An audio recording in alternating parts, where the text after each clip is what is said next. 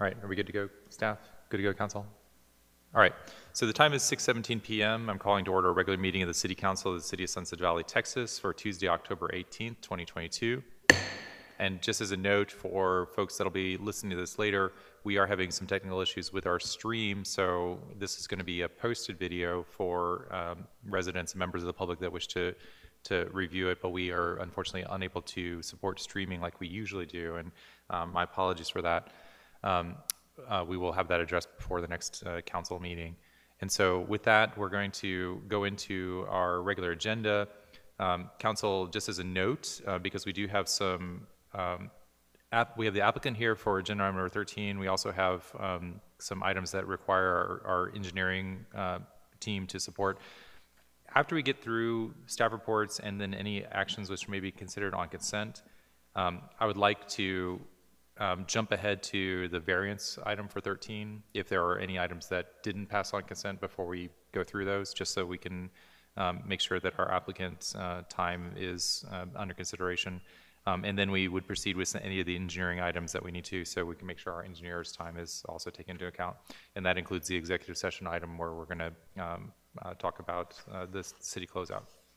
So with that, we're going to open up for public comments. If there's any members of the public or residents that wish to speak at this time, please do so, and you'll also have a chance to speak on any agenda items.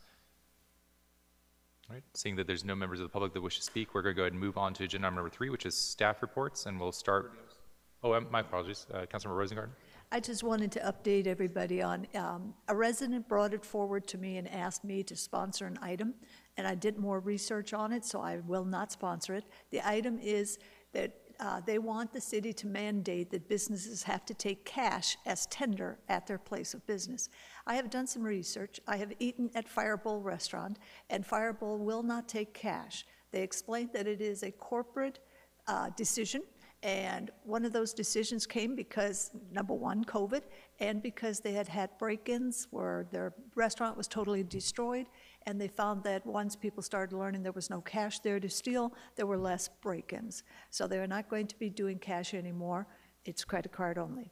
However, there are restaurants in town that post on their front door that they will not accept cash, Bluefin. But if you go in and you sit down and you eat your meal, and then afterwards you pay, they will take your cash because you just took their product, and there you have no way to get your product back because you ate. So the difference is a restaurant where you have to pay before you get your food versus a restaurant where you eat first and then you pay. They will then take your cash because they have no other choice. So there's your update. Thank you. Thank you. We'll start with staff reports, beginning with City Hall and council ring updates from the Public Works or City Administrator. I'm not sure who's going to give that one first. Thank you, Mayor and Council. So we have moved the regular staff reports to the beginning of the month. So this is kind of we didn't have a first meeting in October just because of the crazy budget schedule. But there were some items we wanted to update you all on. So CED discussed City Hall, these items, both the community center and the council ring at their last meeting, and they had some recommendations. So the architects that were contractors of the engineers had several preliminary redesign options for City Hall. The chair of CED especially was not in favor of moving forward with those designs because it still showed a lot of space in the back of City Hall that we're currently using to store files, and it retained that. So there was still a large part of the back offices that used to be offices that were storage. And also, please keep in mind that's where the Arts Commission has all of their supplies for Art Fest stored as well. And so any redesign needs to, consider that. And so staff and CED committees discussed moving forward with a digitization RFP. And that is, Carolyn and I actually already researched that last year when we were kind of looking into Laserfish, but didn't move forward with the full digitization. But we do now have we now have Laserfish. We have a document management system. Now I think the next step, and the CED committee is recommending this, is we go put out an RFP for a company to come in and basically digitize all of our paper records. You can go on the cheaper end where you or we, the city, would prepare all of the documents, or you can pay some extra money and basically they come in. It's white glove treatment. They guarantee. They take all of your files, they scan it, or they prepare it, scan it, and categorize and index it. And not only would that free up space, it would also better, I believe, preserve our records and give better access to records. There's probably things in those boxes, we don't even know is there. So, and it also, I think, would just be a safer record keeping for the city if we had everything digitized. So that is CED's recommendation, and staff will be coming forward with a proposal. Of course, anything that would happen in this fiscal year, that would need to be a budget amendment. So depending on how council wants to move forward with it, we could, do a budget amendment if that's a project they would like to take on, or we could just wait until the next fiscal year. But I believe there is, the CED committee was ready to move forward with digitization because we can't really move forward with the potential redesign of City Hall until we've taken care of all the records that are currently being stored here. And also thinking about, do we keep the Arts Commission supplies here in City Hall? The CED committee was really in favor of utilizing the mezzanine, but after talking with Carolyn, we really need to see if that's a viable option, given that there's HVAC units up there. I just don't think that's a good place for storage. There is also the stairs that are pretty dangerous, so regardless of what is stored up there, a lift is going to need to be installed, because the stairs that are there right now are not safe and would not be compliant to code. So that's just an update of where we are on kind of the inside of City Hall. Also, in kind of in the meantime, I think what staff and CED are proposing is some of the furniture is getting rid of kind of the chairs and the table out there and getting more kind of modern modular furniture. I mean, furniture that will go with the rest of City Hall, but just that's, takes up less space, easier to move around, so we can, really utilize the space. We have a lovely space in the lobby, but right now can't really be used for anything, and it's not a lobby at the moment, right?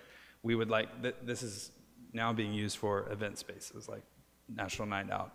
Same with the conference room, just getting better furniture in there so it can be moved around, kind of similar to the EOC, so it can be redesigned for classes, for, game night, whatever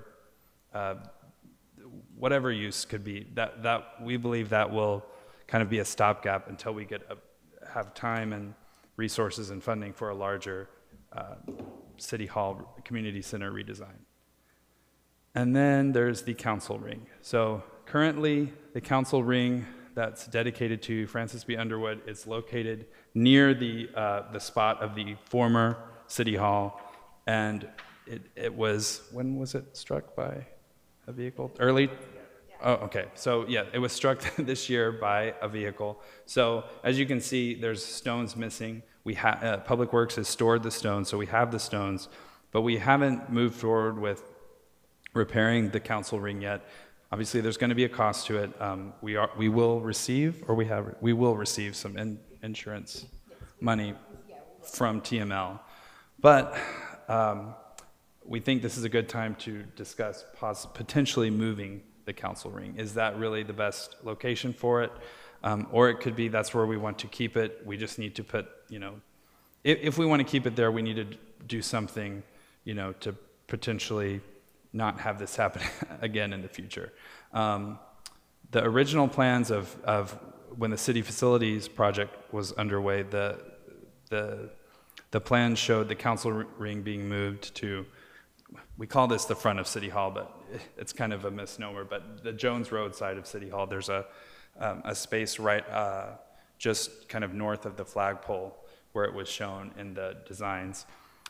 We discussed that with the CED committee. They were not in favor of that. They are in favor of it being in a location where people actually, or it's more visible and people actually walk or see, because not a lot of people use, hardly anyone uses this door out here.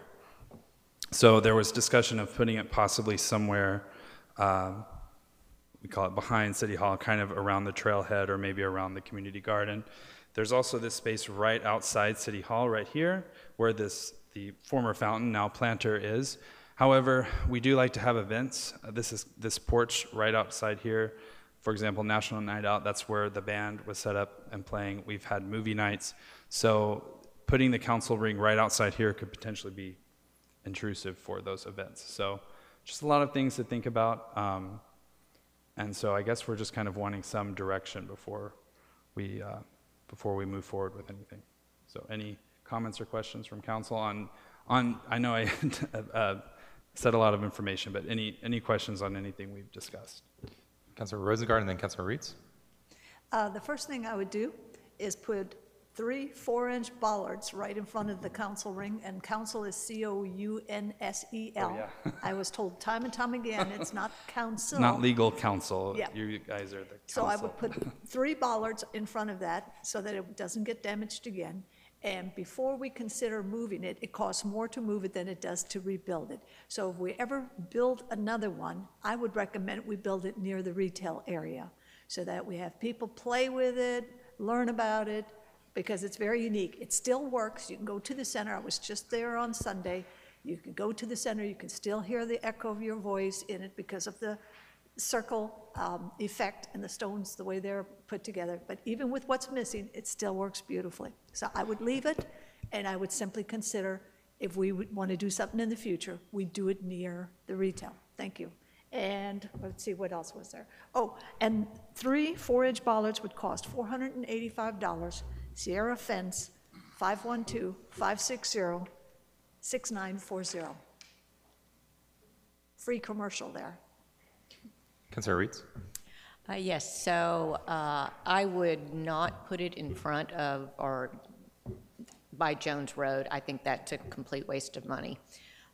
We would never use it. It would just be decorative, and it doesn't make sense to me. I do like the idea of it just right out here, not right here, because I think that would be detrimental to our events, but right on the other side of the parking lot, that little area before the community garden.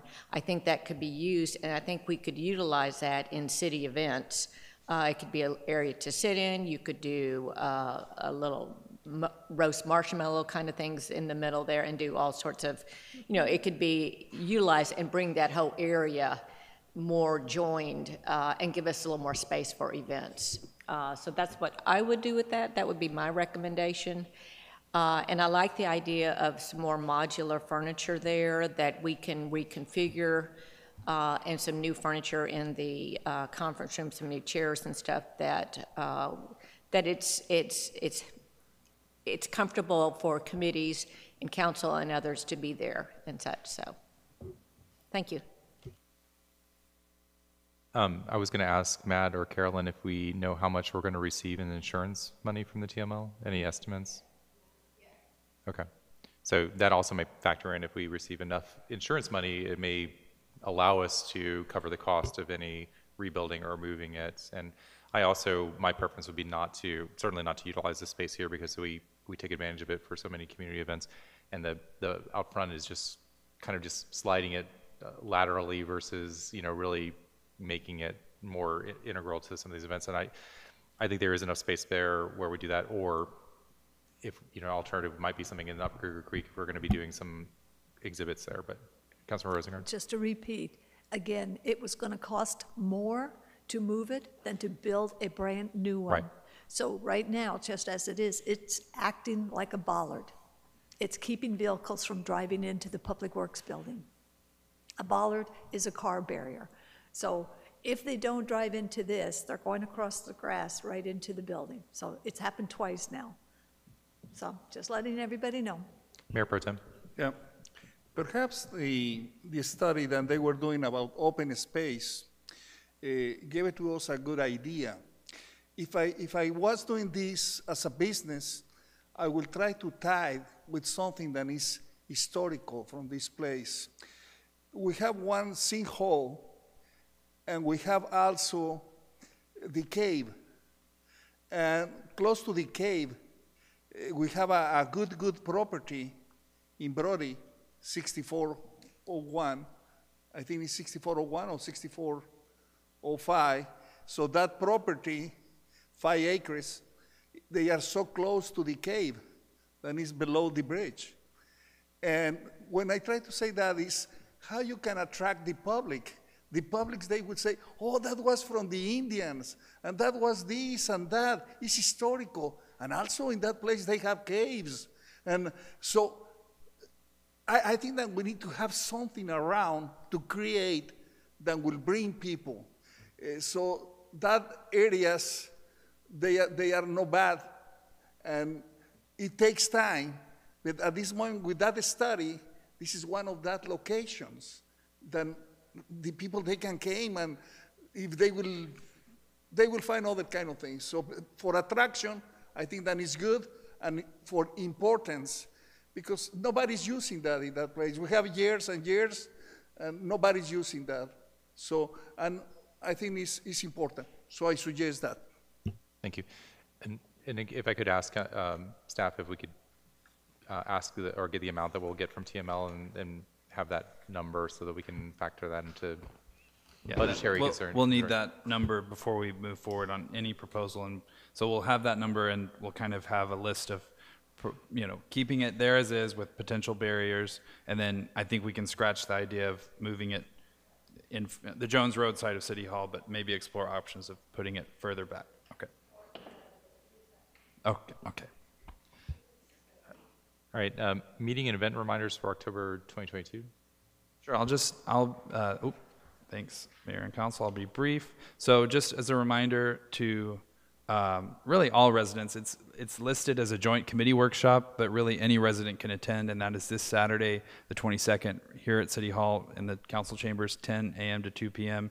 Again, this will not be live streamed or recorded. It's more of a workshop format. We'll have lots of tables. There'll be group activities, but really it's just continuing the community's work in revising the comprehensive plan.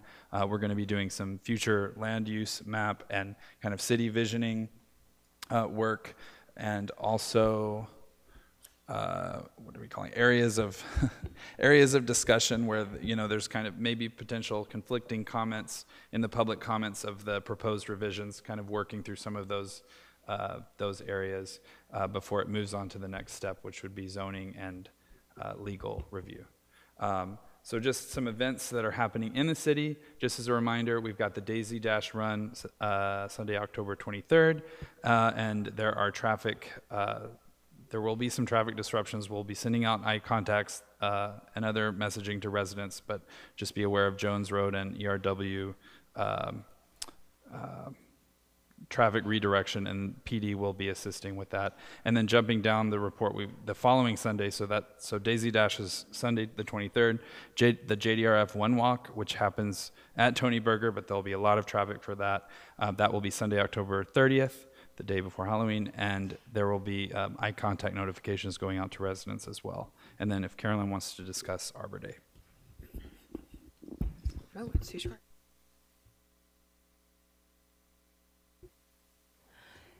Good evening, Mayor and Council. So yes, Arbor Day will hopefully be held next Wednesday. We're going to be planting some trees at 37 Lone Oak. We've had a lot of trees die at the end of Lone Oak, lots of things due to the freeze and things like that along the edges there. Trying to plant along the edges so that we can also preserve the prairie kind of feel of 37 Lone Oak as well. So we'll be planting in that area as well as doing some plantings at Valley Creek Park if time allows. So we're hoping to have as many people show up as we can. It is in the morning of October 26th, which is a Wednesday, from about 9:30 to noon. And we'll be out there just planting trees, and hopefully just, we have, the reason some of these areas were chosen is because we have water available in those areas so that we have easy access to keep those trees alive and get them established. So that's what we'll be doing. And I have just one more. This is going into November, but the mayor and I just wanted everyone aware. So the regular meeting schedule, again, is the first and third Tuesday. That's November 1st, November 15th. The election falls on the second Tuesday, right? So the election is November 8th. The official results will not be ready from Travis County for that November 15th meeting, so that will be a regular and the last regular council meeting with the current council. So we will need to call a meeting to canvass the election, and the mayor and I are looking at a potential date of the Friday, November 18th, because then the next week is the week of Thanksgiving. So it's, that would not be great to have a meeting that week. So we'll we will have to call a special meeting to canvass the election just because of the election schedule this year. Yeah, and what the interim city administrator and I discussed is that we'll know the election results the 9th, and we're going to ask the council members that get elected of their availability for that date or potentially other dates. My preference is not to do the week of Thanksgiving if we can, just because that there could be pre-existing plans, for travel, for things like that. So we'll know that we'll ask. It'll be a called meeting. We don't have to make any. We don't have to. It doesn't have to be something that we take an action on as an agenda item. So it'll be a special called meeting to canvass the results. And the intention is to make that a very light meeting. In years past, we sometimes seated a new council and immediately asked them to weigh in on a variance, or things like that. So really, the intention of that is to, convene the existing council, the outgoing council, and recognize any, outgoing members, but then seat the new council and just have that be essentially time for them and their families to, to celebrate. We've typically had something like a cake or something like that we can share, and families can participate in that and take pictures with the council. I'm going to try to keep that, unless there's something that really requires our attention, keep that meeting just basically just formalities. Then looking ahead even one more month to December, my intention is to hold this year's retreat, December 9th through 10th, similar to the format we did last year, where we had a full day with just staff and council on Friday, which is the 9th. Full day, I say, but it's like a 9 to 3. And then on Saturday, we have a joint meeting with the committee chairs and vice chairs for a half-day meeting on the Saturday the 10th. So those are the dates I'm targeting. Obviously, we'll make sure that it works out for everybody's schedules for that specific weekend. And that way we can get moving forward with our planning, with the new council, with the current seated committees quickly as part of our December meetings. All right. Any questions about the upcoming events or reminders? I think there was one more reminder that I just wanted to call out because there's a lot of volunteers in the city. We are having a volunteer recognition this Friday that Danielle's been organizing. And so if you know people who have served on committee, they should have gotten an invite for the Painting with a Twist event. It's a way for us to recognize the volunteer work and hours that everybody puts in. But make sure you encourage the members of the committees that to attend if they didn't get an invite. Ask to follow up with Danielle. Okay. Any questions? Councilmember Johnson? So the tree planting thing is 9:30 to 12, but I told everyone 9 because we're going to pick up breakfast. So 9:30 we start working. Yes. 9 we eat. 9:30 we work. Okay. And then Mayor and Council, we just wanted to update you also. We,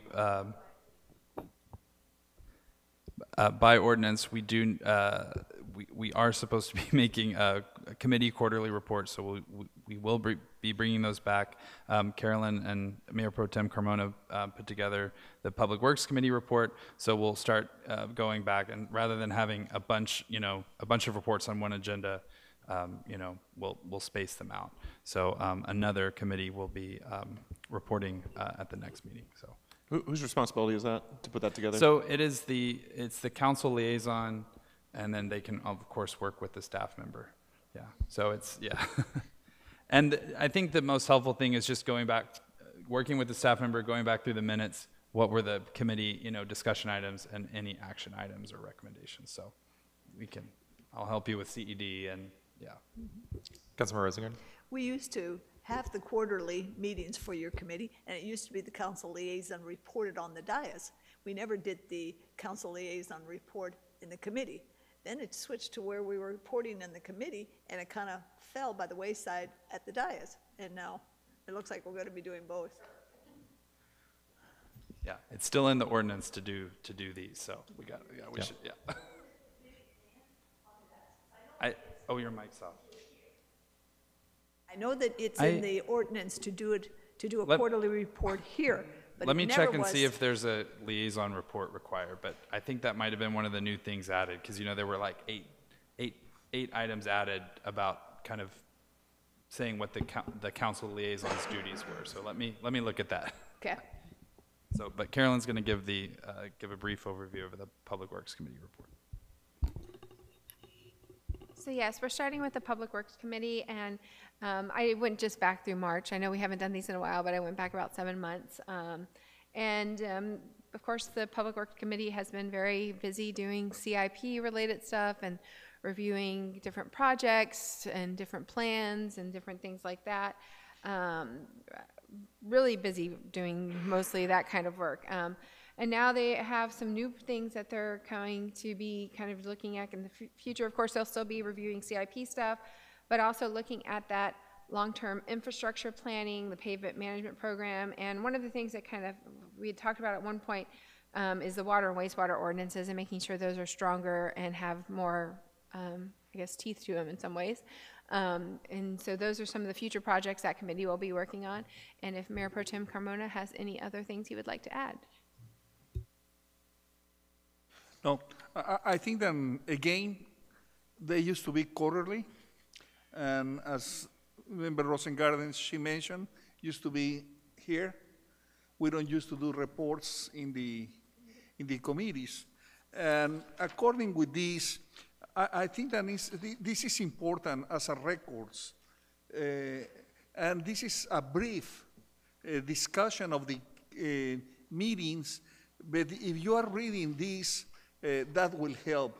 So, and it's important for us as a council members, then we know what happened with the other committees. So when we are reading this, we know that we were talking that points for discussion in the approval of some items, but this is a refresh and continuous exercise.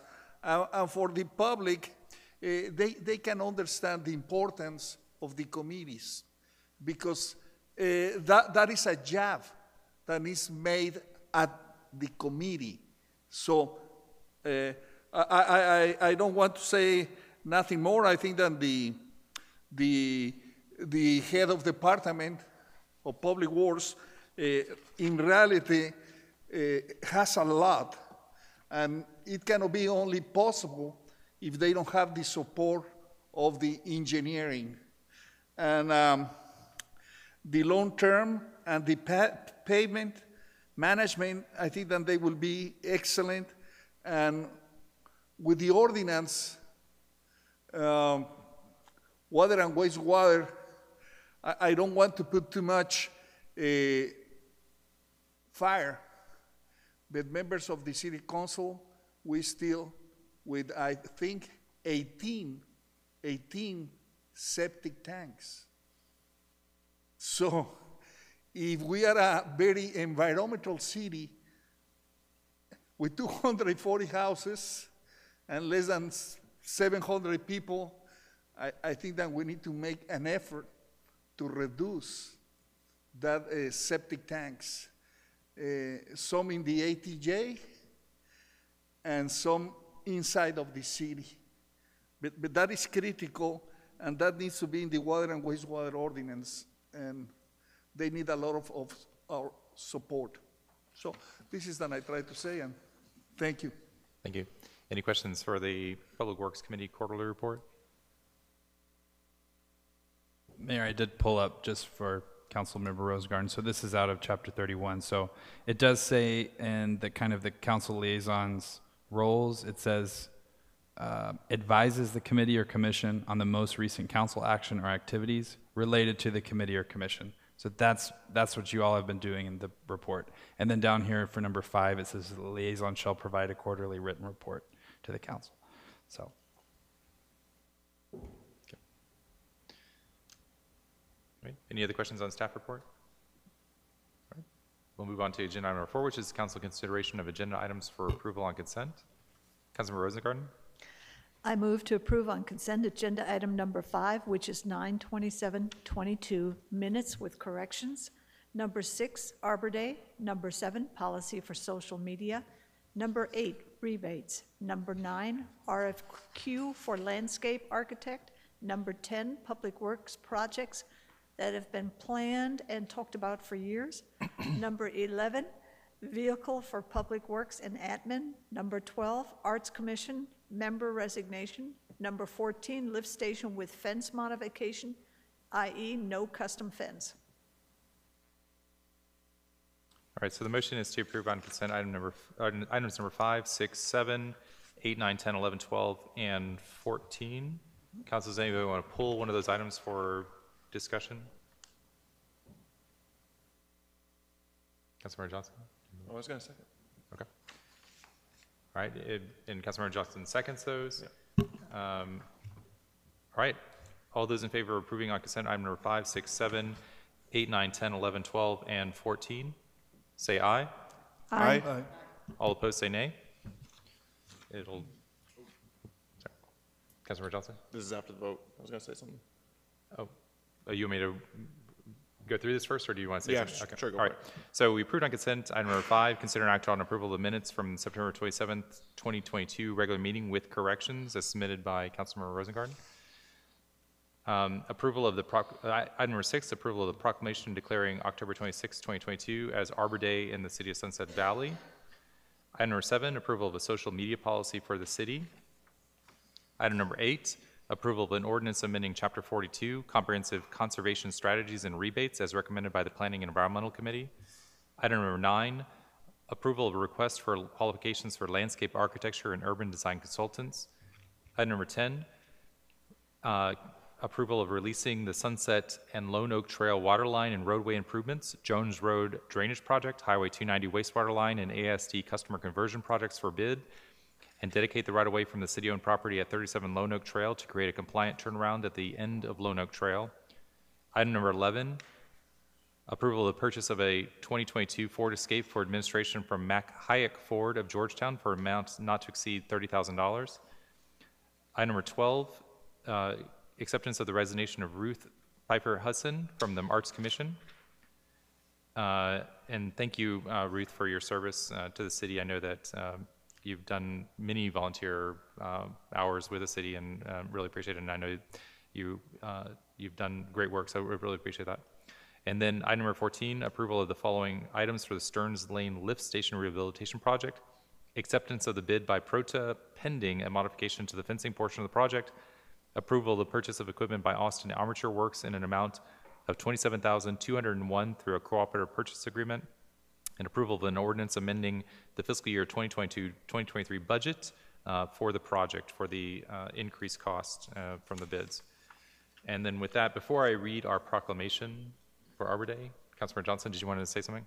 Yeah, I just wanted to, when Joe resigned from Arts Commission, I was going to say something, then it passed, and then I felt bad, and then Ruth is also dropping. I served with them on Arts Commission, and they were awesome. And Ruth as well had this great connection. She worked over at Home Depot, and that relationship was brought so much value to Arts Commission and the city. And so it's kind of funny that we're not on live stream. So it's just it's almost like this is just going to go in a hard drive and no one will ever see it. But or I guess we'll post it to YouTube. But yeah, I just want to say thank you guys, and have fun in Colorado. I think they're gonna. Yeah. Well, I think they're gonna do part-time, but so we'll get to see them half-time. But yeah. All right. And before we move on to our agenda number 13, I'm going to read our proclamation as I am wont to do. So item number 6, which is approval of a proclamation declaring October 26, 2022 is Arbor Day in the city of Sunset Valley. This is a proclamation by the mayor and the city council of the city of Sunset Valley, Texas, declaring October 26, 2022 as Sunset Valley Arbor Day, in which citizens are encouraged to plant trees. Whereas in 1872, J. Sterling Morton proposed to the Nebraska Board of Agriculture that a special day be set aside for the planting of trees. And whereas this holiday called Arbor Day was first observed with the planting of more than 1 million trees in Nebraska, and whereas Arbor Day is now observed throughout the nation and the world, and whereas trees can reduce erosion of our precious topsoil by wind and water, cut heating and cooling costs, moderate air temperature, reduce air pollution, produce oxygen, and provide habitat for wildlife, and whereas trees are a renewable resource giving us paper, wood for our homes, fuel for our fires, and countless other wood products, And whereas trees in our city increase property values, enhance the economic vitality of business areas, and beautify our community, and whereas trees, wherever they are planted, are a source of joy and spiritual renewal, now therefore be it proclaimed by the mayor and the city council of the city of Sunset Valley, Texas, that Wednesday, October 26th, is recognized and celebrated as Arbor Day in the city of Sunset Valley, and citizens are urged to plant trees and promote the well-being of this and future generations, passed and adopted on the 18th of October, 2022. And if you can, come out and enjoy the tree planting at 37 Lone Oak next Wednesday on Arbor Day. So thank you, staff, for putting that together, and appreciate the recognition of Arbor Day in our city as we encourage the tree planting in general, but it's also nice to have actual physical activity out there for us to do. All right, with that, Council, we're going to move to agenda number 13. Consider act on a request for a variance to section 150.729A, specific requirements related to permanent signs requiring a permit for attached sign at Slab Barbecue, 6218 Brody Lane. And we'll begin with an overview from staff. Thank you, Mayor and Council. So Slab Barbecue is opening a location at the newly owned development at 6218 Brody Lane. This is the property formerly known as The Barn and owned by the Austin Curling Center, LLC. So this will be Slab's Barbecue their fourth current location in the Austin metro area, and their second location, as I understand it, in Oak Hill was closed earlier in 2022. The owners of Slab, and Ralph Robinson with Slab is here this evening. The applicant is hoping to repurpose their sign that was located in the main facade of their building in Oak Hill to be placed on their new location alongside of the barn where Slab will be operating out of at 6218 Brody Lane. Also, just as an overview, so 6218 Brody Lane, again, in early 2022, Real Dope Properties LLC acquired 6218. They acquired the property from the Austin Curling Center LLC. You all are probably familiar where the property is located. It is in the city's ETJ, extraterritorial jurisdiction, meaning that we only have jurisdiction over the watershed development regulations and the sign regulations, not zoning, not building, not landscaping, but we do have jurisdiction over the watershed development, which will include the site plan. Staff did do a site visit. We did receive a call, so we did a site visit. We talked with the owners, including RAF, and noticed that there was an extension of a gravel driveway kind of connecting the two sides of the property, kind of connecting the parking lot. So this will trigger a new watershed development permit and site plan that will need to come back to council. So we do not have that at this time. That will be a later agenda item once they have submitted everything that they need to. In the meantime, in order, because Slab has they want to open near the end of this month. And so in order to move forward with that, what staff has proposed is that they simply block off the new driveway area so that cars are not driving and parking along the new area and just parking around the Slab location, which is the existing location. Yes, Councilmember. Councilmember Rhodes here. I wish if, you could show Google me on Maps? Google Maps. Sure.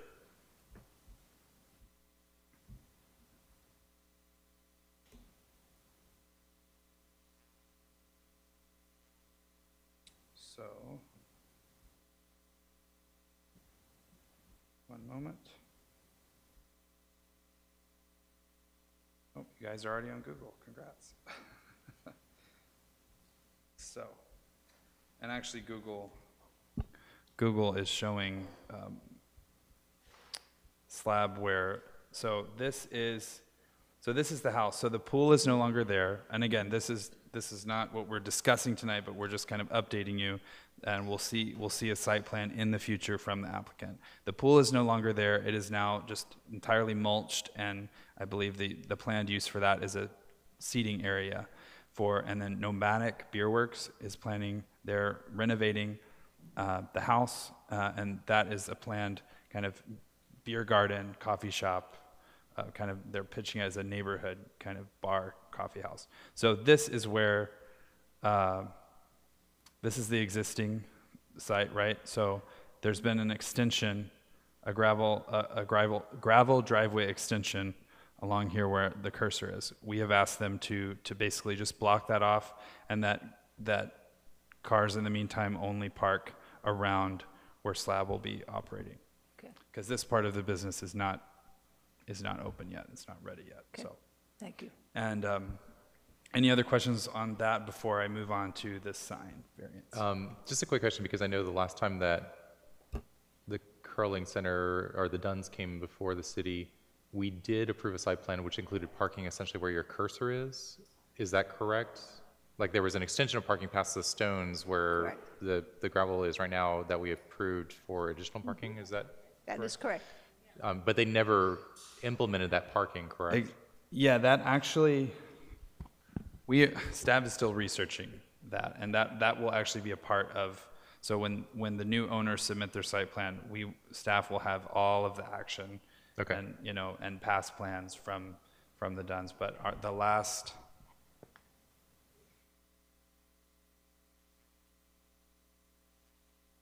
I believe the last action was a vote of no for their requested variance.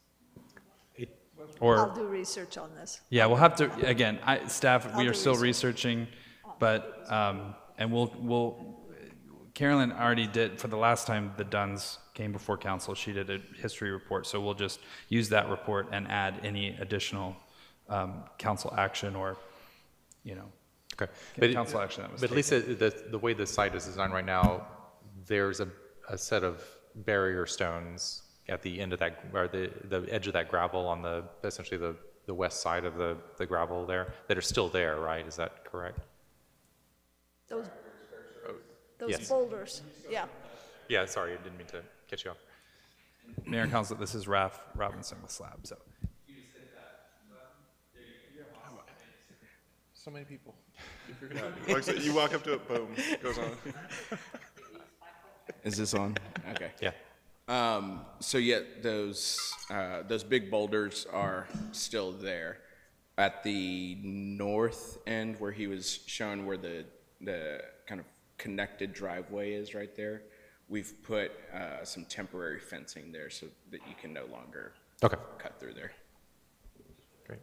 All right. So, Matt, so the variance we're looking specifically tonight is just for the sign Correct. for the barn. But we the just rest of the wanted- site plan is a preview of where there's going to be Yes, some we discussion. just wanted to update, there was, I believe, at least one resident that called, and so we just want to update council, and will be brought back as a separate item.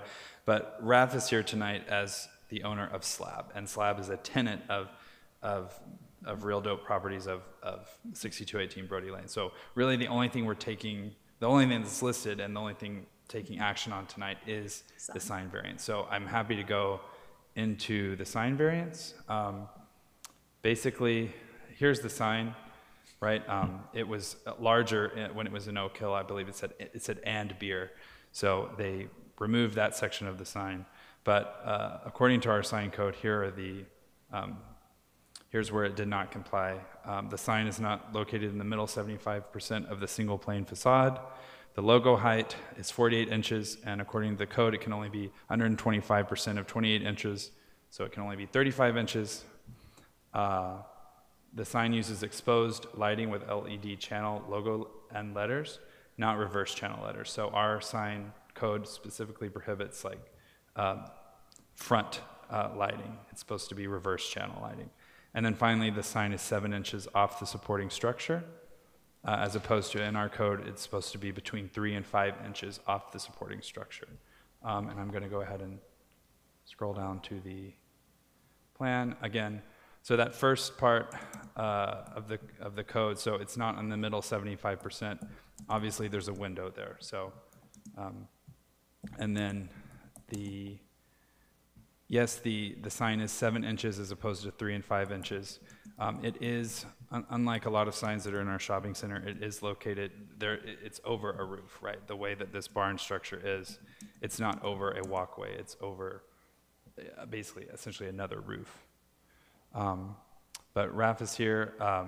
Again, just as a reminder to council, there are the 5 criteria that you all must find to grant a variance. And also, Council may also recommend approval of the sign subject to modifications or conditions as it deems necessary. Question, Council, let's start with questions for either staff or the applicant who's here. Councilmember Rosengarten, do you want to go first? Yep. The first thing, can you switch a channel logo to a backlit logo? Right now, the light is within the bulb itself. Can you make that where it's not lit anymore, and then just do backlit to shine reflected forward? I don't know, Right, he would, so I'm asking. yeah, and he would have to talk to his, so again, and also just as a reminder, this sign is already constructed, and it was constructed before, you know, the applicant moved to his operations to Sunset Valley. That would be something that he would have to go back and talk to the sign, you know, designer to see, to implement any potential changes, including, you know, how the sign is lit. So I'm assuming that there's tube lighting going around the pig, and that tube lighting, if you didn't light that up, but you did light directly behind it, so it reflect from the backside, that's the question I'm asking. So it would correlate with what we have in the retail center. So I would need to follow up with the sign okay. company to see if, Okay. to kind of see what that entails. One discussion that we have had is there a possibility to dim the LEDs to bring the illumination, the lumens coming out? And that was a yes, that the sign could be modified to reduce the brightness. Continuing, is there any way, now I realize the sign is already made. I can't see it, I can't touch it, so I don't know. So I'm going to ask questions that sound silly, but I'm going to ask them. So the pig is pretty big. Is there any way to cut the pig? Is it made of metal with fluorescent tubing around it? Any way to cut the pig a little smaller so it fits within our land development code? No. Thank you. Not Okay. without Compromising how he looks. the integrity of the sign. Yeah, And it would change the logo as well. okay. And why real dope? What does real dope got to do with? Is that today's way of saying Really good cool. barbecue? Yes. Real dope. So Slab has an underlying theme of hip hop. And Okay. so that's a common like that. phrase used in hip hop as being something that's really good. Okay. That's all I have, thank you. Yes, ma'am. Councilmember Johnson? Or, Oh, well, you know, when you said about like just shrinking it, there's like on the crown, there's nowhere to kind of go. You'd almost go into negative space at that point. So, Yeah, and it is, yeah, because probably if you measured just the actual pig's body, but it's the crown that then puts, yeah. Well, actually, no, it's 48 inches, yeah. You would have to cut 13 inches off to make it, to make it comply with our code. He wouldn't look like he ate very well. I appreciate the applicant trying to reuse the sign. And, you know, so some of these things in the code I want to respect, but I also, I don't understand them, but the 3 to 5 inches and it's 7 inches, and I'm like, I'm sure there is a reason, and I should do my own research on that. As far as, I don't know, I feel like this picture, which is from the sign company, I suppose, this page right here is from the sign company. I don't know why they have it make it look as if it was going to be not illuminated, and then that is quite obviously an illuminated sign. But I don't know. That's, you know, I also spoke to. As far as the lighting goes, I really wish that we get to a point where it was lit the same way that we have in the rest of the shopping centers. I don't know if that involves just like stamping out the same letters again and just like overlaying them, or if they have to follow some sort of like process to get the same effect that we have over in the shopping centers. So I have been down that road at night, and the old owners had it lit up like crazy. And it was a little bit frustrating to get out there in like dark space, and it's just like this beacon that you can see, from 200 yards away or 300 yards away. But I did talk to Betty, who lives across Brody, and I said, does that light bother you from, and she said, no, my bedroom is on the other side of the house. So it doesn't even bother her. We like to think about, in the future. But yeah, she seemed to have no problem with it. So I'm right now just trying to like balance between what we have in our code, the fact that the applicant has come here to like kind of work with us, and I know that they've been working with staff to kind of like figure out, what they can do, and yeah, just balancing it all. I'm excited to hear someone else's questions though. Councilor Reitz. Oh, and go ahead, Councilor Reitz, and then. I was going to respond to. Oh, go ahead and respond. Yeah. The picture that you see there, it's a transition light, and so what happens during the day, the letters are black, and then at night, once the photocell kicks on, so it's not just staying lit all day and just wasting energy. So that photocell then kicks on, and then it illuminates, and then you see white. Okay. The previous building that it was on before had a white background, and so it was important that during the day that there was contrast there. Gotcha. And so that's why they went with this very expensive transition light. And so that's why it looks off in that picture.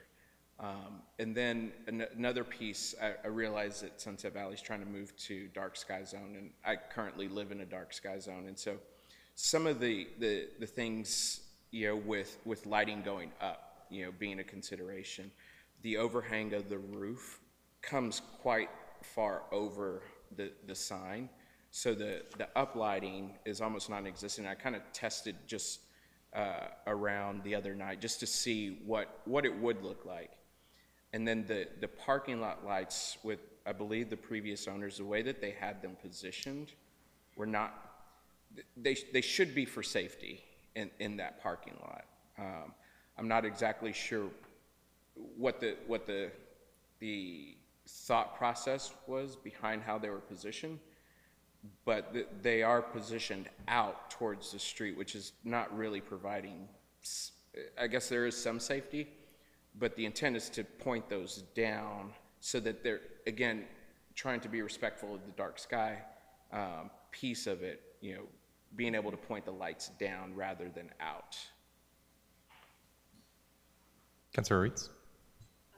Yeah, a couple of just my thoughts. I do remember someone from a previous council many, many years ago that talked about why they had all these sign ordinances, and it was basically they did not want Brody Lane to look like Burnett Lane, and just with all these different types of signs and crazy stuff.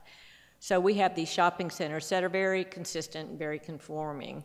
You are separated from the shopping centers, and so it's a little bit of a different case for me because you're not part of those shopping centers. The area is very dark at night, and I like that you are respecting the dark sky, and if you can reduce the lumens, I think that would be very important. Being in the middle, obviously you have the window there's a extenuating circumstance there.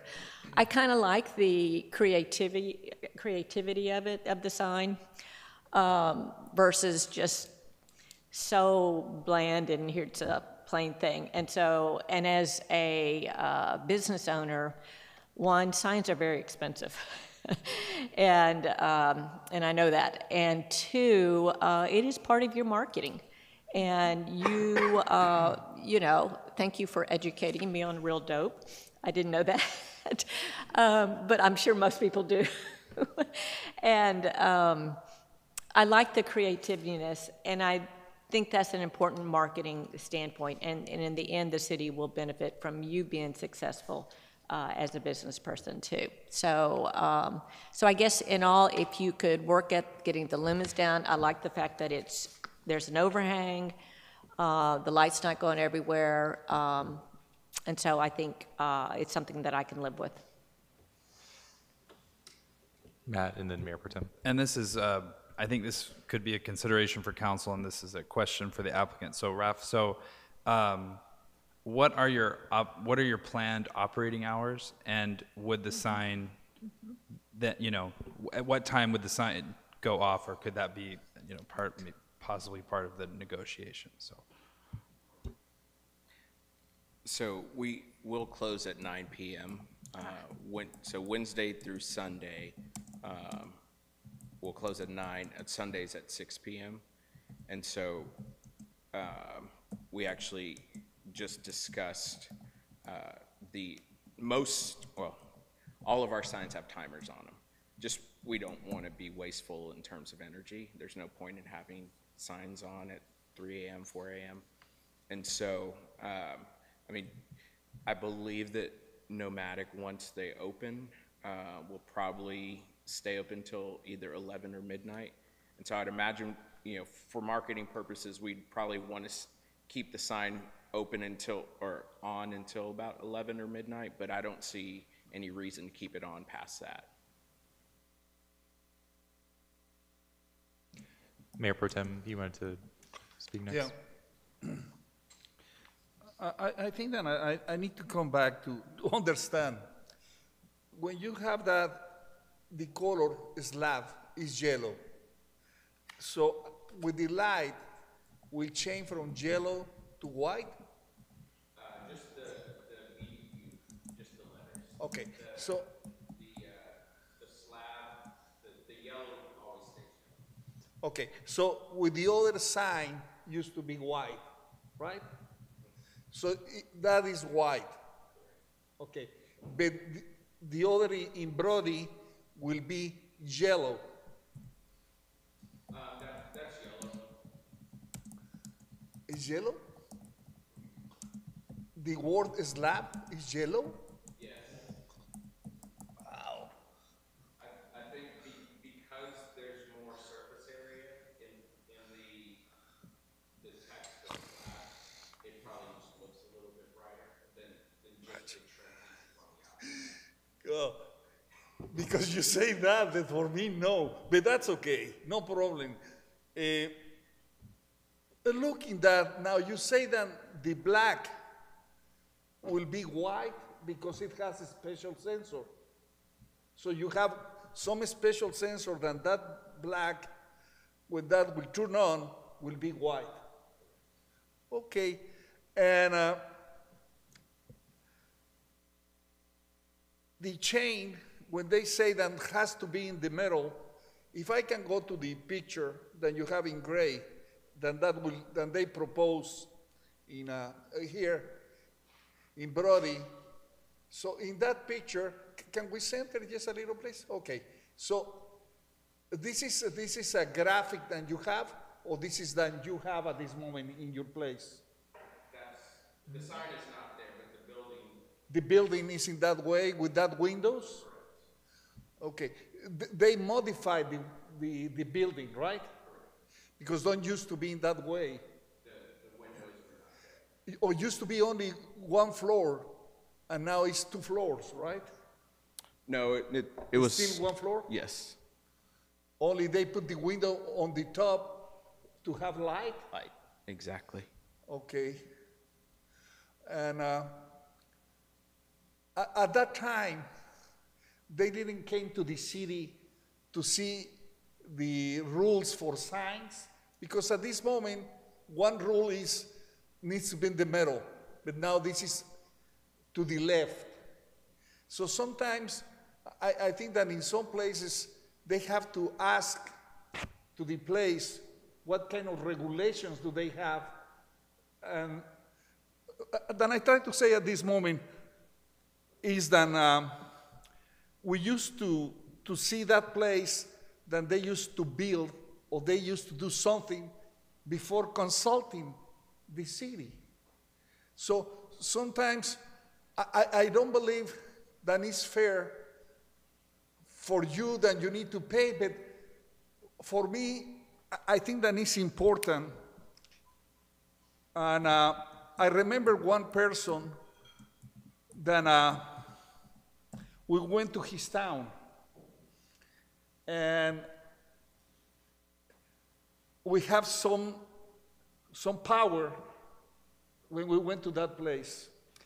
And because we represent the federal government, we start doing a lot of things in that town and say, I was John at that time, and say, John Boy, perhaps when you go to outside, you need to knock the door before you start doing other kind of things. And he was right. So in this case, I don't see it that way, but I recommend that we don't continue with the bad experience that we have previously with that property, because always they were doing a lot of things. They purchase a sign, and they say, this is the sign. No, but they are not the rules, but this is the sign. So perhaps it's important for you that in your next steps, you will have a better communication with the staff, and in that way, we can work together. Because for us, we are behind some rules and some ordinance. And sometimes to do variance and variance means change. And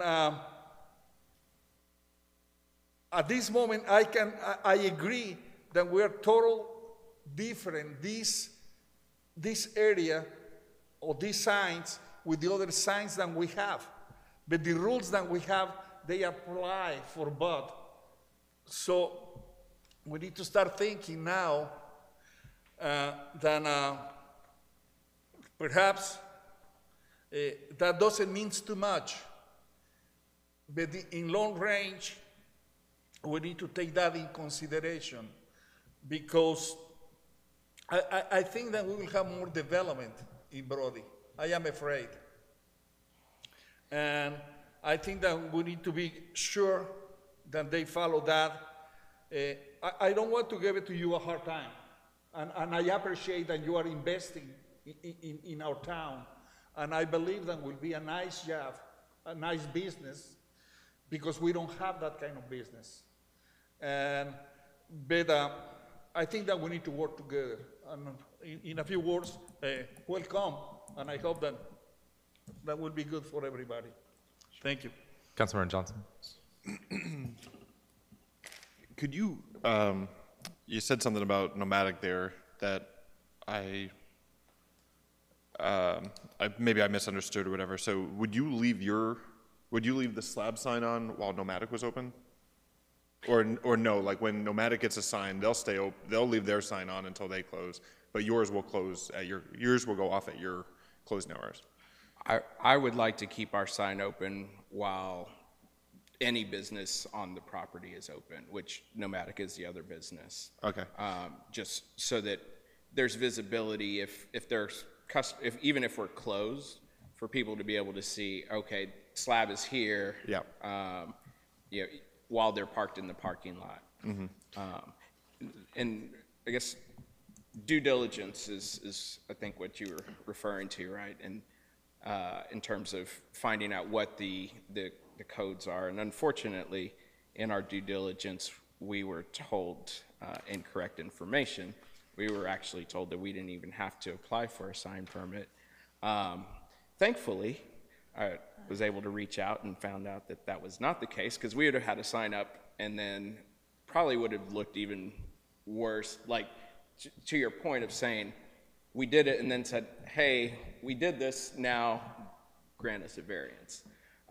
So luckily, I didn't take the advice because it just didn't sound right.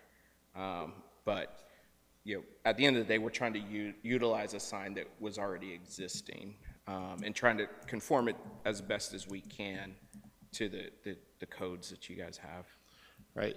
I know this is going to sound very funny. I know one of the bartenders at Westgate Lanes, the sister of one of my friends, but and she mentioned how you guys actually, barbecue is like it's cooked ahead of time. You know, like you can't just go back and whip up some more ribs. And so that 9 o'clock is probably even, you might never reach 9 o'clock. Like you might run out at dinner time every single day. And so she said that was like an unexpected thing about, you know, Lebowski, everything's just fried. You just pull it out, throw it in. It's delicious, but whatever. But yeah, barbecue runs out and whatever. So, but I now see your point about like leaving it on when Nomadic is open. Again, I appreciate trying to reuse the sign. I'm looking at the 4 points of the variance. I would like. I'm just curious, like, what the discussions were, like, going back with the sign, back and forth with the sign company. If there was anything,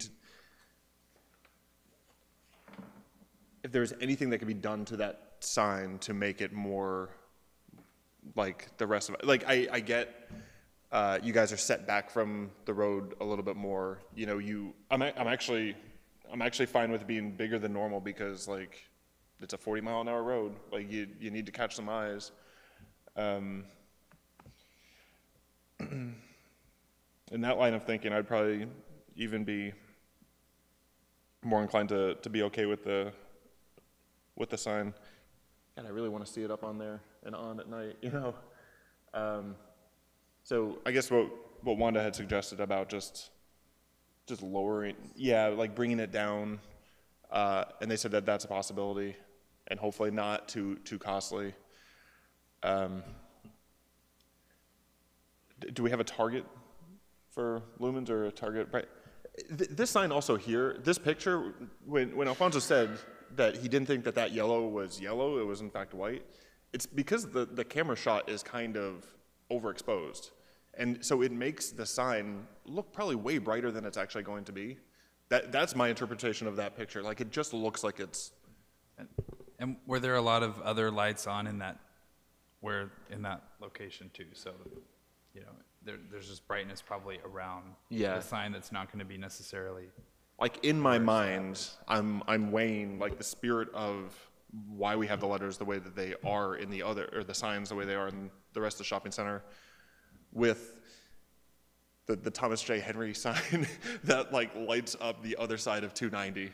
And I'm just, I'm hoping that it is not that. So, but can we have a quantifiable number on? Yes.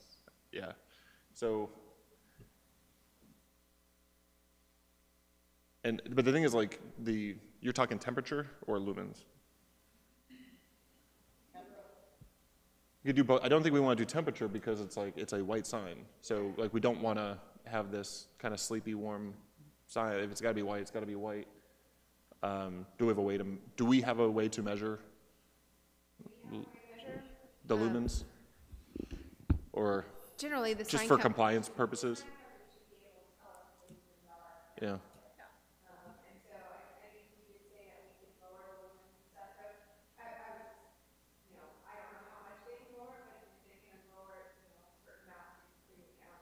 Yeah, but if we're putting together a motion tonight, we need to know where we're coming from and where we're going, unless we want to bring this back, which I don't know. I don't think there's an appetite for that. I don't see on this. I don't see lumens. There's the voltage. There's the size. There's the color, the measurements. But I do not see lumens on this particular report. So that is something we would need to get from the sign company if we were wanting to be exact. I mean, there's a dimmer. It sounds like there's a dimmer that could be placed on that. Okay, and that could be adjusted to some level that we would be comfortable that it would fit in with our dark sky philosophy. That's correct. Okay. But I think we should. I mean, it's like one of these things where you drive by and it's like, it's too bright. It's like, then he's just like, no, it's too dim. Like, I think. Yeah, I know. There's just right. Yeah. So. Is there a quantifiable piece to say, it could be reduced by 50% of the current illumination? Well, I think maybe one way to move forward is the motion or the approval could be contingent on modifying the sign so that it can be dimmed, and then having the city staff and the applicant work to, meet, what is acceptable once it's actually on and displayed. Because I don't think we can target, we can't say 50%, we can't say 25%, because we don't know how bright it is right now. And it may be acceptable right now. Exactly. So I think it really needs to be contingent on modifying the sign to include a dimmer, and then and if there's an issue, then. And I want to protect them as much as we're Right. protecting us. It's just Right. like, if we're gonna allow it, we might as well bring in the business, but if it's too bright. Mayor Yeah, Pro Tem. Mr. Mayor, I think that at this moment, I don't believe that you came prepared to a lot of these questions. So when they are talking lumens or this or that, but I am looking the letter that you sent, or your company, because you signed, you are Rafael? Yes. Okay, Rafael Robinson or Mr. Robinson, I can see in the in the third paragraph of your letter, first you are talking about the lining, exposed lighting, and they can modify with that reduce some brightness from the light. And you mentioned that. So the city has the number 3,000 lumens. So this is one parameter that will help you. Because when they say 3,000 lumens, when you will check with this company, perhaps they will tell you, you have the 3,000 in that place. And not necessarily you need to reduce that. So, but you refer to that in that paragraph. So the city has the 3,000 lumens. So the only thing is, and it's different, is the size. Because I don't know if at this moment, with the figure of the animal, the pig, you can reduce the size of the lights, or you need to reduce both the lights and the figure of the animal. The animal is a metal? Correct. So, because in the way that they propose here, you need to cut in proportional way the 13 inches. And you have to modify everything. Correct. So that is, in one moment, almost no good possibility economical for you. But if you try to comply with the lights, and you are with the less number or equal, I think that we need to have, or I will have that flexibility in my case.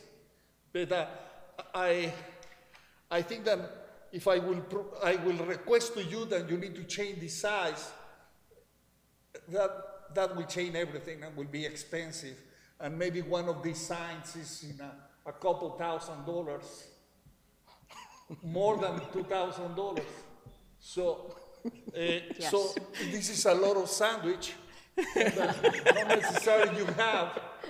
And they cannot throw away that sign. So we need to be with that level. So in my position is, if he can bring that information about the lining and that comply with the 3,000 or less, in my case, I don't have any problem. Thank you, Okay. Mr. Thank you. Very Councilor good. Johnson, did you want to ask staff? Yeah. I'm sorry, I never saw 3,000 lumens. Well, and that's 3,000 Kelvin. So, and we just, Kelvin. Okay. yeah, and Like, that's and temperature. As Carolyn, yeah, exactly, that's temperature, not lumens. Lumens is discussed again in the outdoor lighting section, which we can compare to, but again, we cannot hold slab barbecue. That is not a part of the sign code, right? The outdoor lighting section. Okay. So just to keep that in mind. But that could potentially be used as a guide. But yeah, 3,000, that's Kelvin, which is color temperature. Yeah. Not So lumens. let Okay. me, but Is that gave there it to you lumens? the brightness. That gave it to you the color. Is there a lumens? Oh yeah, that color Right. change. If you Glass. will go to 4,000, 5,000, or 6,000, you will have one laboratory. So this is This is the intensity of that light and that change with the eyes, the color. And I'm sorry, I say lumens, but it's not lumens. It's the temperature of the Kelvin. Yeah. And when they are talking about the LED, this is how you can play with that Kelvins. And we have that in our rules. This is that I can see. But thank you for the correction. Council, any further questions before we open it up for public comments? Maybe we can go to public comments that might bring other questions as well. So we'll open it up for members of the public who wish to speak to this agenda item. Melissa Gonzalez, 26 Reese. I'm a fan of different lighting because I had really arty signs, like award-winning signs, on my businesses, and they're very expensive, and I think they're very cool, and I think it adds to our arty, interesting way. So when I was on council, wanted to redo the whole sign art ordinance. And I think that to the best of our ability, if we can make it better lighting, which is the thing that we wish we had the ability to say instead of dark skies, just better lighting. And that's what I think everybody is for, better lighting. And so we're going to have to use the language dark skies because that's what the ledge did to us. But what we've been in favor of is better lighting. Lighting that goes down, lighting that is warm, lighting that takes care of people. Sadly, we can only regulate the kelvins. We can't regulate the amount of lighting on this property, which is how we got into trouble the last time. I'm so happy to hear that you are friendly to dark skies. I hope you make a sign about that on your property saying this is a dark sky property, and you can advertise it and show what could be done, you know, and go with our brand. So I think that would be really cool. So if he can do, you know, wonderful things like that and help with our dark skies, that's really great. But we can't legislate that, which was our problem with that property before. So it's wonderful to have someone who's friendly. I would love to know from staff, not that I have the authority, but I would love to know what the basis of the calculations were. Perhaps they need to be messed with. You know, I don't remember that. I don't remember anybody ever explaining to me how we got to those calculations.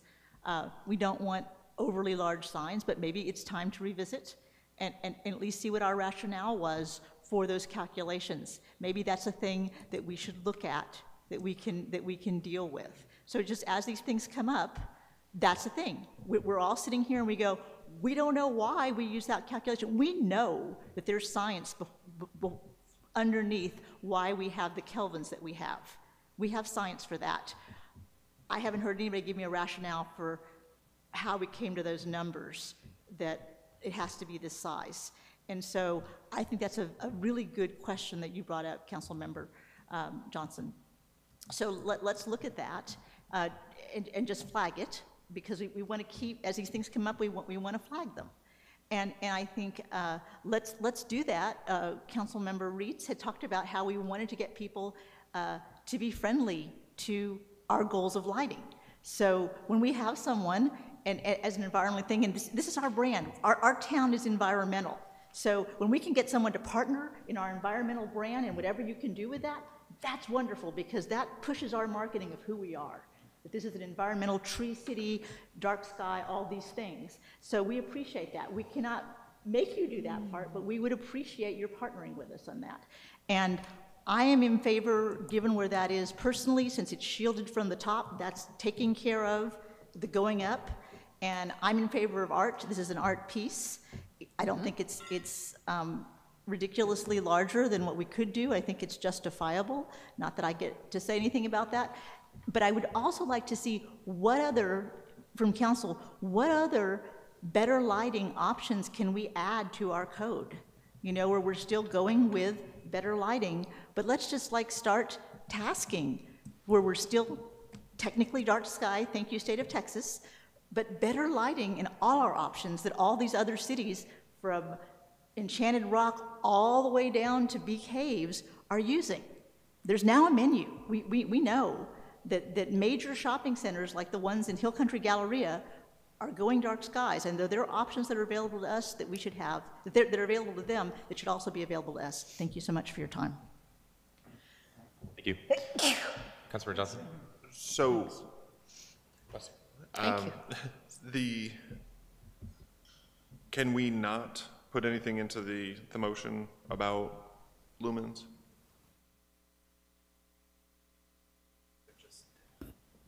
Yeah, I think just putting in the motion, as discussed before, about a dimmer and working with staff and reducing, you know, what the current sign, how the sign is presented currently. I mean, it's already existing, it's already made, working with staff, placing a dimmer on the sign, working with the applicant and the sign company to reduce the lumens, but. If that yeah, were we in a don't have motion, how would you say that if that were in a motion?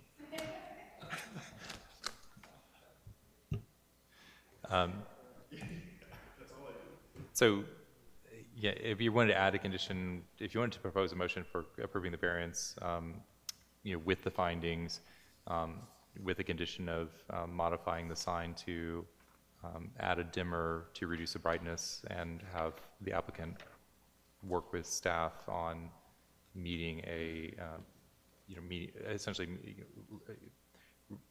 reducing the lumens to a level that's acceptable to both staff and the applicant. I think that's generally what it'd be.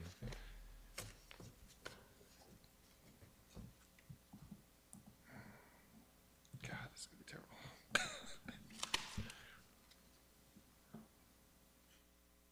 That's a good one. Yeah. All right. With that, I'm going to motion we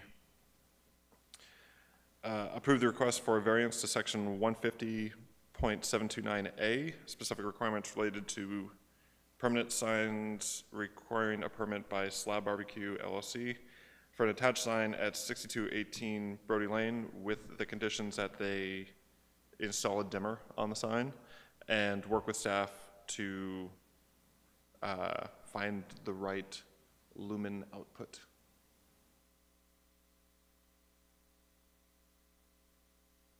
Was it limiting or dampening or limiting the existing lumens of the sign, essentially, right? We're dimming the existing lumens of the already built sign. So conditions to add a dimmer and work with staff to reduce the lumen output of the sign and to find a right size the lumen output. Sorry, Melissa.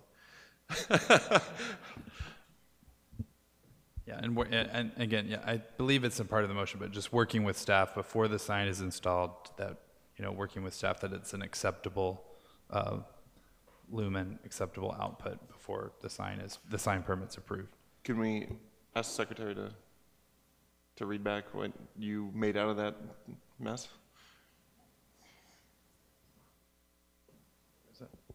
Okay. So, motion to approve the request for a variance as listed, and then for an attached sign, it was based on the findings, right? Or meeting the findings of the variance with conditions to install a dimmer and work with staff to reduce the lumen output of the sign, and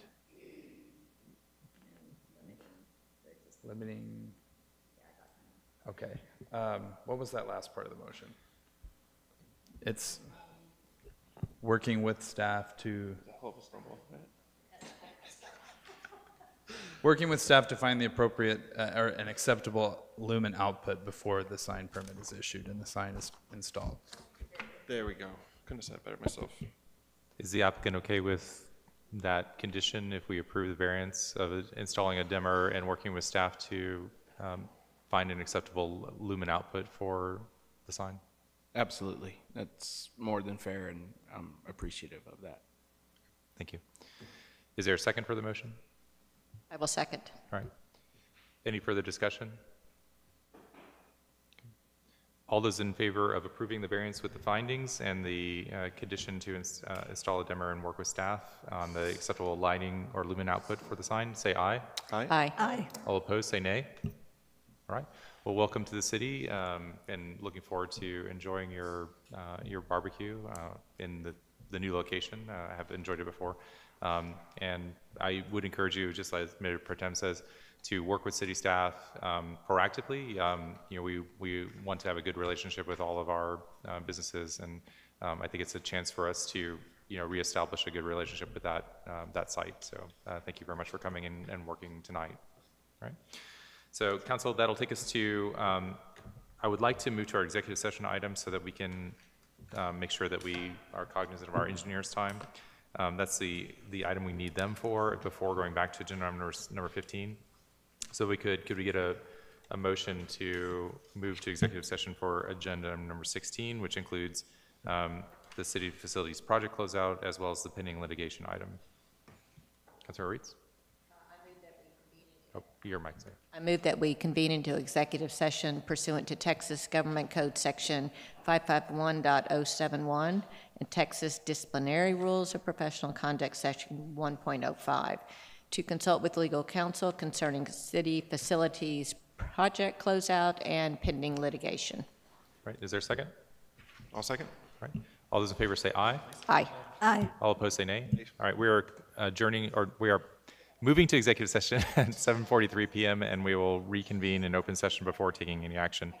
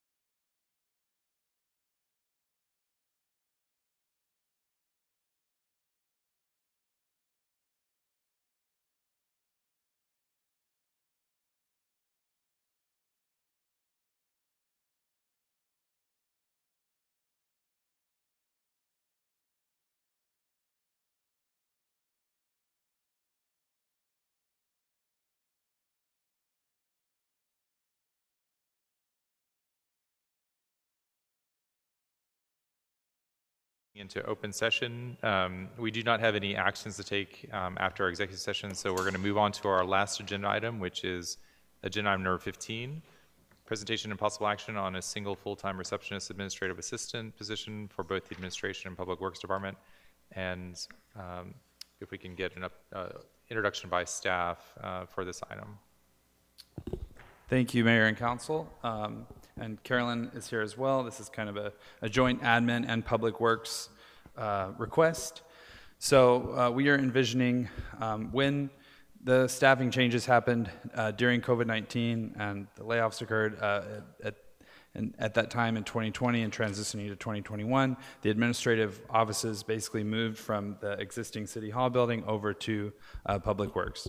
As we've rebuilt staff over the past 2 years, it's getting a little crowded over there, but we're making it work. However, with the current organizational changes, we had Melissa, who was working at the front desk. She is now stepping into a larger role. So she was working at the front desk both as acting as a city receptionist and performing the duties of the court clerk. Now she is stepping into the role of the city secretary, which involves a lot more, obviously, meetings, a lot more focused work. So it's going to take away from her city receptionist duties. In that same time, Public Works used to have a dedicated administrative assistant receptionist that at the time the buildings were built, that individual worked the front desk at Public Works, and there was there were people working the front desk over here at City Hall. So Public Works has not had a dedicated administrative assistant in since April of 2020. So the Planning and Environmental Committee did make a recommendation at their last meeting to provide some administrative support to Carolyn and to Public Works. So Carolyn and I met, and we thought that the best answer would be to pay for this, to fund this position, this receptionist and administrative assistant, 50-50 out of admin and Public Works. It doesn't mean the duties are going to be 50-50, right? We in this city, we are generalists. We do kind of a little bit of everything. This receptionist will need to know a little bit about, utility billing. They'll need to know how to direct court calls or give information. They'll need to know how to help Carolyn with, planning environmental and other projects. So again, we've written the job description to be a very generalist type of position and to provide administrative support. We do call out, I believe, in the job description, the various departments and various other staff members they'll be providing administrative support to. However, the direct report will be to the Public Works Director. So just in the organizational structure, that's how we have it. But obviously, Melissa would be providing training to them to this new position as well. And Carolyn, anything you want to add? No, Matt kind of covered it very well. It is a position that would be serving as that receptionist and the person who would be behind that desk right when people come in. I think it would be a valuable asset for us to be able to have that position and to provide the support not only to Public Works but to everyone in admin as well as needed. So I think it's a very good position to have. So one, just not clarification necessarily, but just to make clear, this position, their role would be in office 5 days a week, 8 to 5, and they would be providing administrative assistance as part of their regular duties, but they'd be the person behind the desk essentially the time. Of course, there's going to be vacations and things like that. And we are not proposing this to be a hybrid position in any respect. It's a full-time, kind of traditional in the office. Obviously, if they're sick or vacation, Melissa or another staff member in admin would serve as the backup for that, because we basically want that front desk area covered at all times. So. And right now, that front desk coverage is being provided by a part-time employee as well as and that is a temporary position, that was started before some of the changes we've had recently, but it was a temporary position when I was appointed as assistant city administrator to train Melissa as city secretary. So that the current kind of split, because they currently split the front desk duties, Melissa and the temporary employee. Councilmember Rosengarten? Are you open to the idea of using a temporary agency for this position? That way, we don't have to pay benefits or worry about these people we don't have to pay benefits. It's paid for through the pay, the agency. I believe we envision this as a, we're a very tight-knit group, right? We work really closely with each other, and so I really envision this as an internal hire. They report to Carolyn, but I really envision this as a member of the team, right? Rather, as opposed to, I know there are benefits, there are potential cost savings, but instead of paying the benefits to the employee, you're paying a company, right? You're paying a company. You still pay for it. Right, you Just still pay pay it for and them. higher fees. And, there is benefits too with, like, if there's potentially turnover, the temporary agency could, offer a quicker replacement. But I think there's some advantage to bringing someone on board as it is a lower pay grade, right? It's more of an entry-level position. Yep. But I think there's a lot of benefit to nurturing that potential, employee to really be a part of the team. Carolyn, anything you want to add? I would just follow up with saying, having somebody who's on staff, they're going to be representing the city. They're the person who's going to, be at that desk and stuff. I think there's benefits to making sure that we have somebody who has that continuity and is a city employee at that point. Mayor Pro Tem, and then... Yeah. Okay. I was looking the organization chart. So in that organization chart, at this moment, the city administrator, are you, right? Matt? Matt is the city administrator. Does he has a assistant city administrator? In the current organization chart, no. There is not an assistant So city no administrator. assistant. No. Now, the community coordinator, what is her name? Danielle Danielle. Ramirez. And the development services coordinator, we are in the interview process. So for that position. development service coordinator. Yes, sir. So we are in the phase to hire somebody? Correct. So development service coordinator, he will be similar to the assistant city administrator? That position will have a lot of duties that the assistant city administrator was going to take on when we were kind of reorganizing, and then also that position will have a lot of the duties that Sylvia was doing as the permit, because the city has been without a permanent development coordinator since the layoffs in 2020. So that's really again, this position, this development services coordinator position, is kind of a rebranding of that permit development coordinator that we used to have, giving them more duties, expanding into things like planning and zoning Okay. and board of adjustment. Now, the accounting human resources manager, who is? That is Kyle. Yeah. Kyle Soran. And Susanna is still an employee of the city until her resignation date of December 30th. So until December 30 will be Suzanne. Well, Kyle is in that role. Susanna is still employed by the city, but she is on leave. Yeah, but the accounting manager, or Kyle, what is his title? That is his title. So there's Accounting manager. yeah, but he So we have is two, he is the acting, and then we have one that is on leave. But she will be leaving Correct. December 30. Correct. So the utility billing clerk, That is Lori. Laurie.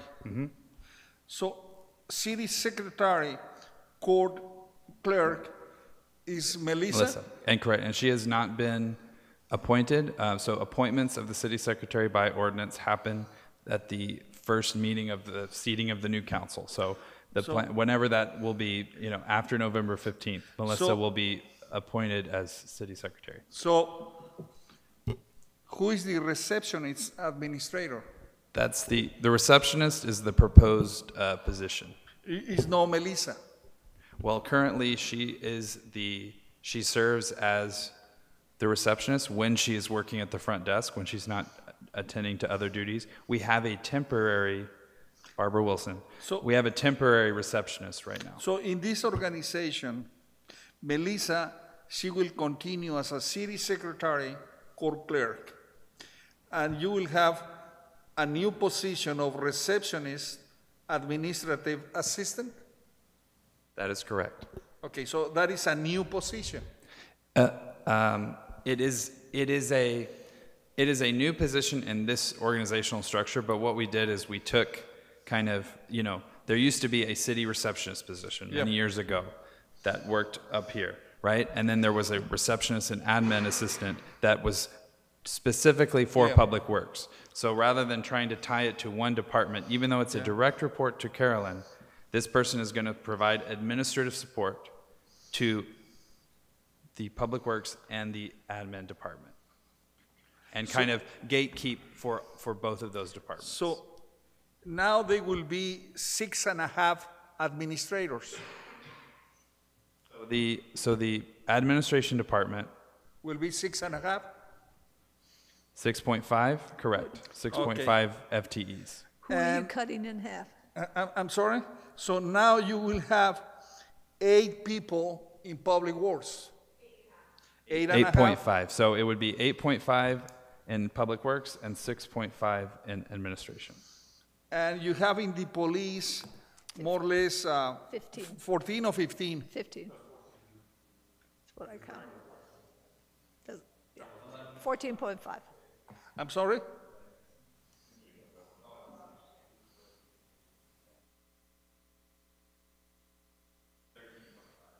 $13.5? No. 14.5. 14.5. Good job, Rob. Council members. So now, I believe it equals to, I Yeah, did this 29 the other and a day. half. So just under the 30 employees. no. But I don't go to that. So remember, we have in addition engineers, American Youth, Yes, summer interns, yes. Texas Escapes.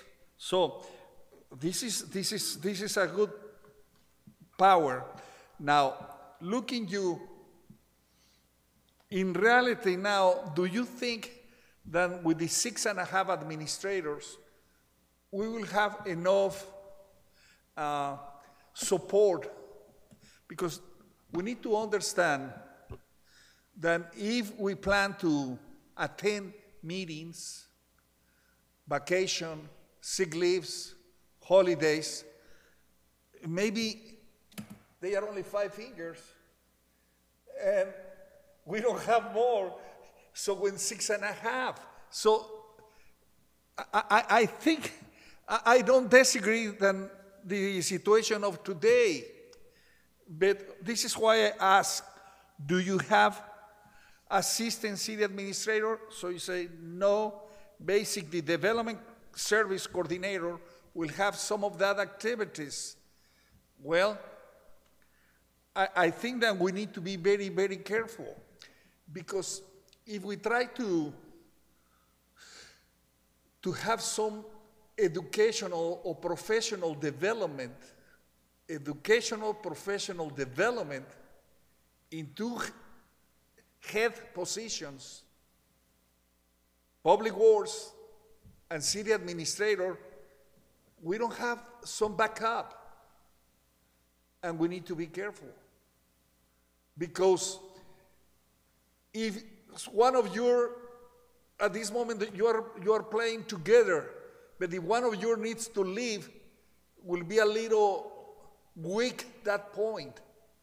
And I think that at this moment, in some places, always you will have some duplicity.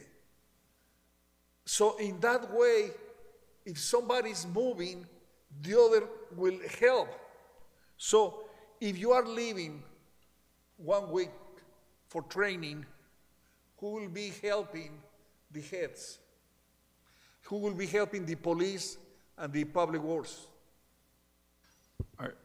Are you asking who will be help or who will be leading? I'm sorry. In the Can you absence look of into the future and right, help us out? right. So you're saying so for example, so the assistant, how it was right before the departure of the city administrator, when I was assistant city administrator, the way that job description read was, in the absence of the city administrator, the assistant was the acting city administrator. So right, that is probably something to develop between the department heads and the mayor. So yeah, we don't have currently an assistant city administrator position. So in the absence of the city administrator, there would need to be someone designated. I believe before the assistant city administrator, it was chief, but maybe it's Yes. Carolyn. But So this is why, Mr. right, Mayor. there is some with the changes and the transition. Again, I'm still the interim city administrator, Yeah. but if that's going to become something more permanent, there are going to need to be some additional, I believe, job descriptions looked at to look at who is the acting city administrator in my absence on vacation or sick leave or something like that. So that's just something else to consider Yeah. in revising the org chart and other job descriptions. Yeah, thank you for correct me, and you're still interim, as you said. But in this case, I think that, I don't disagree that they need a person in public works. If they have, in that way, they will help with purchasing and with other kind of things. It's no bad idea to have that. And that person also will be moving because it's 50-50. But with the same criteria, we need to go with the assistant administrator. This is that I try to say. So when I say that, and I say how many people, I think at this moment we were looking community coordinator, development service. So that is important, but we don't have, again, enough people. So I don't want to repeat, but I think we need to start thinking that sooner or later, and soon, we need to start thinking in that position. So always we're looking as a tutor or as support. So I think that it's not bad to start thinking at this moment. If we have, for example, the opportunity as a temporary or by some money fees to have somebody with the experience in management of cities that will help and start moving and helping and preparing these heads. So not as employee. So some hours as a consulting. If somebody's coming 20 hours per week and is moving how the people is doing that, or if they are taking courses for preparation, you have somebody that knows how to move a city. So please think about that, and I agree with that position that you request. Thank you. Councilor Rosengarten? Oh, sorry, Councilor Johnson had his hand up earlier, I forgot. So Councilor Johnson first and then Councilor Rosengarten. Sure. When I think about my approach to work management, team building for companies and stuff like that, it always starts with kind of like the people. Y'all know what you have to get done, but you find the best people and then figure out where you can kind of fit them around. I don't think that there's just this like perfect structure that's somewhere on the horizon that we're always driving to. Sometimes I feel like you get a good team that wants to work together and you can kind of like move around the work. I think a city of our size doesn't necessarily make sense necessarily for them to have for us to have a assistant city administrator. But what Matt was becoming at the time, it was quite obvious that there was a step that had to be created on the ladder. It just became obvious. And, interim, yes, but like it has proven to be this conveyor belt or treadmill where, we're finding ways to kind of connect.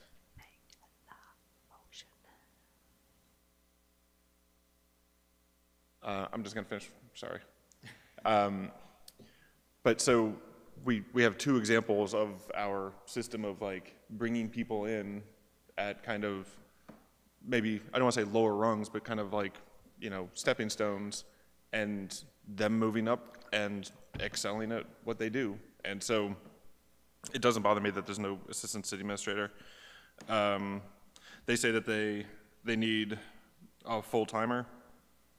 I kind of agree with that, because that person that comes in might be the next Melissa or Matt, or maybe not, and that's also fine. But, you know, I kind of like that we are flexible enough in our structure to kind of get good people and then move it around, and nobody's too rigid in their thinking to say, well, like, no, I don't do that, you know?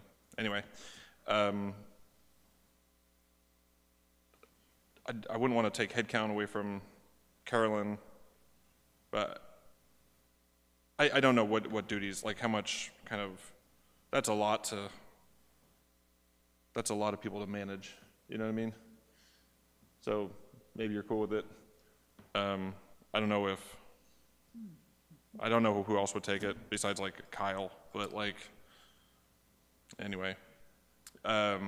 Because you have, I guess Chief does have like the most people, but I don't know, yours is almost like very top down, you know what I mean? Anyway, I don't know, that was just my thoughts about this. I don't know if you want to say anything, but then I know Rudy does. So it looks a little, it's hard to tell on the organizational chart, but I only have 3 direct reports to me. And so the maintenance techs report to Sam and Rolando and things like that. So it's, I don't think it would be, it's not going to be, it will be a benefit for us to be able to do it this way. Okay, fair.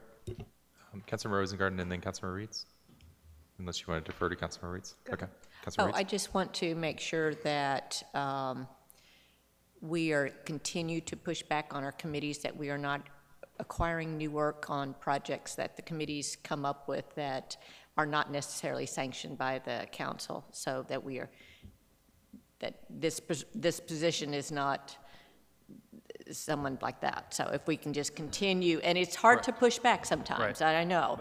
CED is a very big. But there are, you know, there are projects that even get sanctioned by council that just take staff support. I know. And so, and they take, you know, they take administrative support. And so I think. Oh, it does. Or research, something as simple as researching, or, you know, so. And we are a demanding city, that we like people getting into details and finding out about everything. And so, so yes. So I don't have a problem with this. It just, you know, I would also say that the Public Works, maybe there's another broader use for Dakota's job, but that's not my call to make. But, you know, so it's a little more dispersed a little bit. So where you're not, you know, that's just a thought. So, okay. I make the motion that we approve the staffing increase of the receptionist for admin and Public Works, full-time receptionist. Second. All right, any further discussion on Senate? Thank you, Council, for all your input. I know that, you know, staffing, especially as we're going through the transition, is going to be one of those, I think, topics that we're continuing to look at, and I appreciate everybody's, you know, examination of this, and also just working with Matt and the team on what the needs are as we, regardless of how, you know, we evolve, the transition is important. So thank you for your support in the position. I think this is going to be really helpful for Melissa, especially as she transitions to the full-time role that of city secretary when we do that in November. So I think this will be good for that as well. So, all those in favor say aye. Aye. All opposed say nay. All right. Motion passes. All right, Council, we are out of agenda items. We're going to adjourn at 8:56 p.m. We have not extended this meeting. Well, welcome to a new era. I don't know.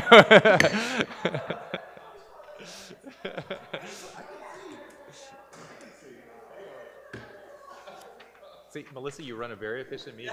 Yeah, so.